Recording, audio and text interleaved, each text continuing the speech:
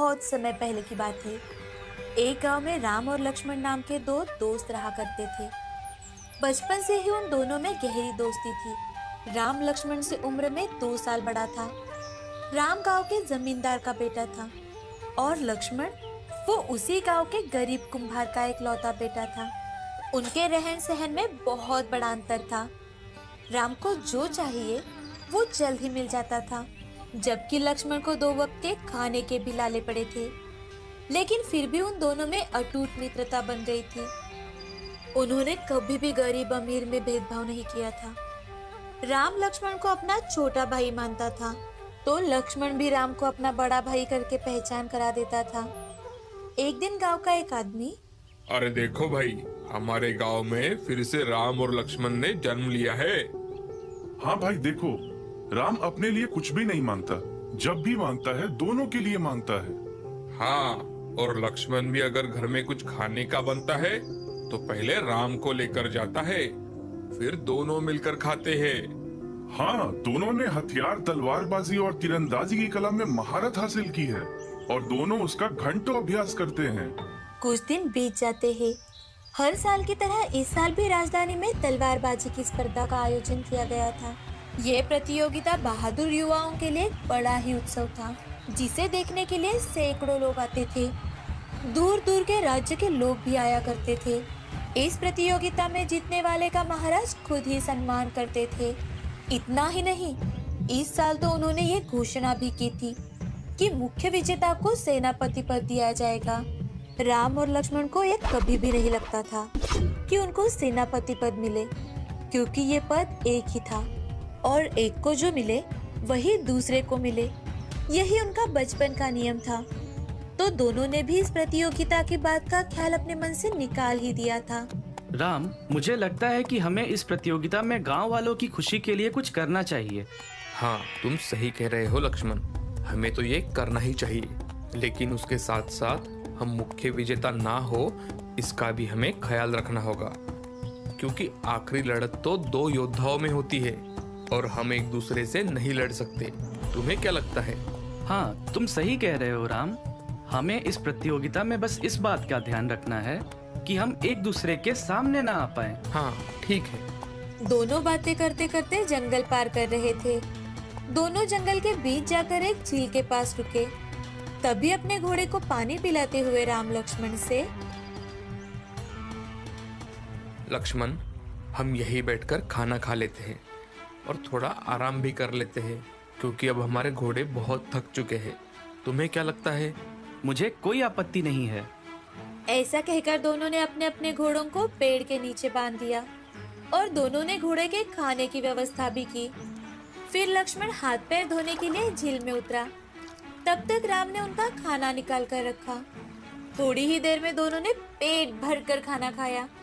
तभी राम, लक्ष्मण, अब तू थोड़ी देर तक आराम कर, तब तक मैं जागता हूँ, फिर तुम्हारे उठने के बाद मैं आराम करूँगा। रात होने तक हम दोनों नगर में पहुँच जाएंगे। हाँ भाई, लेकिन तू बड़ा है तो सबसे पहले हर चीजें तुझे ही आजमा कर देखनी चाहिए। पहले तू आराम कर, बाद में मैं करता हूँ। जैसा तुम ठीक समझो। ऐसा कहकर राम वही जमीन पर लेट गया। तभी लक्ष्मण एक घास की छड़ी लेकर एक पेड़ के नीचे बैठ गया। वो इधर उधर देखते कुछ सोच रहा था कि तभी उसके कानों पर किसी की आवाज सुनाई दी। उसी पेड़ पर 2 अप्सराएं बैठी हुई थी। उन दोनों ने राम और लक्ष्मण की सारी बातें सुनी और दोनों का प्रेम भाव देखकर आश्चर्यचकित हो गई। तभी एक अप्सरा अपनी बहन से, ये दोनों तलवारबाजी में बहुत पारंगत है, लेकिन ये जिस प्रतियोगिता के लिए जा रहे हैं उसमें जीत नहीं पाएंगे। क्यों? ऐसा क्यों? ये दोनों सर्वश्रेष्ठ योद्धा होने के बावजूद भी केवल अपने कौशल्य को परीक्षा में नहीं डालेंगे और परिणाम स्वरूप ये दोनों पहले ही दौर में बाद हो जाएंगे। तो फिर हमें उनके लिए क्या करना चाहिए? दोनों में से एक को हार मान लेनी चाहिए और इस पेड़ की डोली पर एक तलवार है, उसका इस्तेमाल करना चाहिए, क्योंकि जिसके भी हाथ में ये तलवार लगेगी वो कभी भी युद्ध नहीं हारता। अजय तलवार ऐसे हाथों में पड़ते ही योद्धा को लड़ने का उत्साह मिलता है। लेकिन दीदी, इनमें से पीछे कौन हटेगा? ये दोनों तो एक दूसरे के लिए जान देने के लिए भी तैयार है। तुमने उन दोनों के बीच का प्यार देखा है ना? हाँ, लेकिन किसी को तो पीछे हटना ही पड़ेगा ना। हाँ हाँ ठीक है, चलो अब हम चलते हैं, हमें बहुत देर हो गई है। ऐसा कहकर दोनों अप्सराएं वहां से चली जाती है और इतने देर से सब सुनने वाला लक्ष्मण और ज्यादा सोच में पड़ जाता है कि राम ने आज तक उसके लिए क्या क्या किया है। और वो मन ही मन, हाँ, अगर राम सेनापति हुआ तो सबसे ज्यादा खुशी मुझे ही होगी, लेकिन मुझे उसके लिए एक त्याग करना होगा। तभी वो जल्दी से पेड़ पर चढ़ता है और देखता है तो पेड़ की डोली में सच में ही तलवार थी। वो झट से तलवार लेकर नीचे उतरता है और राम को गहरी नींद में सोता हुआ देख चुपचाप उसकी तलवार बदल देता है और फिर से पेड़ के पास जाकर बैठ जाता है। अब कुछ ही देर बाद राम उठ जाता है। उसने लक्ष्मण की ओर देखा और एक स्मित हास्य किया। लक्ष्मण गहरी सोच में पड़ा हुआ था। राम को भी नींद नहीं आई थी, लेकिन वो बंद आंखें करके अप्सराओं की बातें सुन रहा था। उसने लक्ष्मण को अपनी तलवार बदलते हुए देखा था, इसीलिए उसके मन में लक्ष्मण के लिए और ज्यादा सम्मान बढ़ गया था। दोस्त हो तो ऐसा, लक्ष्मण की जगह कोई और होता तो वो ऐसा कभी नहीं करता। अजय तलवार कभी नहीं छोड़ता। त्याग करने के लिए लक्ष्मण जैसा ही दोस्त होना चाहिए। लक्ष्मण, अभी तुम आराम करो, मेरी नींद पूरी हो गई है। लक्ष्मण आराम करने चला जाता है। थोड़ी ही देर में लक्ष्मण खर्राटे मारने लगता है। तभी राम धीरे से आकर अजय तलवार को लक्ष्मण के तलवार की जगह रख देता है और अपना घोड़ा लेकर बिना किसी आवाज के वहां से चला जाता है। तभी राम मन ही मन, आज तक मैंने बहुत सारे सुख भोगे हैं, लेकिन बेचारे लक्ष्मण को बहुत ही बदतर हालत में रहना पड़ा है। उसके लिए मैं इतना नहीं कर सकता तो हमारी दोस्ती किस काम की। राम घोड़ा लेकर वहां से चला गया है, इसकी भनक भी लक्ष्मण को नहीं थी। बहुत देर बाद उसकी नींद खुल जाती है तो उसे राम कहीं पर भी नजर नहीं आता और ना ही उसका घोड़ा। तभी लक्ष्मण का ध्यान अपनी तलवार की ओर जाता है तो तलवार को देखते ही उसे अपने प्रश्न का उत्तर मिल जाता है। अजय तलवार की सोने की पकड़ जो कि धूप में चमक रही थी। उसकी आंखों से आंसू आने लगते हैं। वो खुद को संभालते हुए उस नगर की ओर दौड़ता है। वहां जाते ही महाराज ने उनके रहने और खाने की व्यवस्था पहले से ही कर रखी थी। एक छोटे से कमरे में उसे जगह दी थी। वो खाना खाकर सो जाता है। अगले दिन सुबह प्रतियोगिता के लिए शुरुआत हुई तो उसका नाम पुकारा गया। लक्ष्मण के सामने एक योद्धा खड़ा था जो लगातार 2 सालों से ये प्रतियोगिता जीत रहा था। उसे अपने आप पर बहुत ज्यादा घमंड था। लोग लक्ष्मण की ओर देखकर हंस रहे थे। तभी लक्ष्मण ने पहले महाराज को अभिवादन किया और अपनी अजय तलवार निकाली।